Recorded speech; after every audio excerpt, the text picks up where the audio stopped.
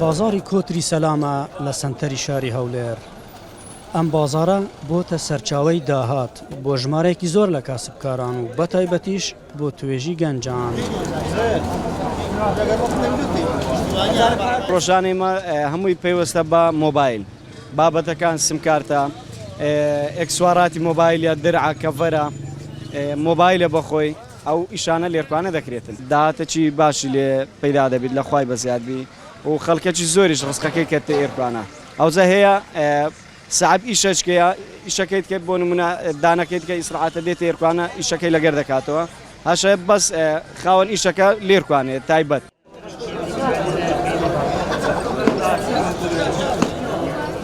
بازارێکی پڕ قاڵەباڵغە ئەمسەر و ئەو سەری شەقامەکە لە مێز و عارەبانە و دوکانی مۆبایل و سیمکارت و کەلوپەلەکانیان پێکاتون بۆیە کڕین و فرۆشتنێکی زۆری لەسەرە.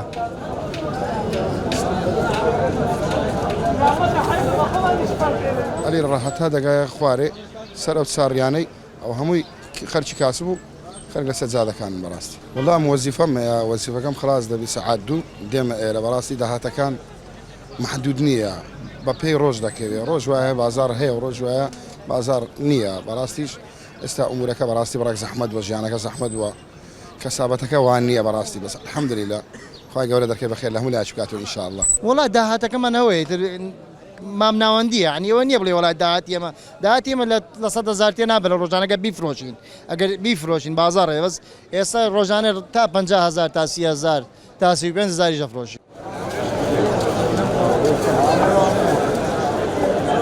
بەشێکی زۆر لەم گەنجانە لە کەرتی تایبەت و کەرتی گشتی دانەمەزراون بۆیە سەرقاڵی کار و کاسبی ڕۆژانان و بەشێکیش بەهۆی بەشنەکردنی مۆچەکانیان لەم شەقامەدا کار دەکەن. شەقامەکە خەڵکی لە شارە جیاجیەکان و وڵاتانی دەوروبەریشی لە یەکتر کۆ کردوتەوە. ساعت 11 تێم هەتا ساعت هەفتێ داوت ڕۆژانە دزانیت ڕۆژات 5,000 40,000 25,000 ڕۆژ زانیت هەیە بەلکی چشۆل نەکەیشی ئەبەیە خودێ معیشەت باشە الحەمدولیلا قەتیێتە. بەپێی ئامارە نافەرمیەکان ڕۆژانە زیاتر لە 500 کەس کاسبی لەم بازارەدا دەکەن و بەهۆیەوە بژێوی خۆیان و ماڵ و منداڵیان پەیدا دەکەن. ئەحمەد جێباری دەنگی ئەمریکا هەولێر.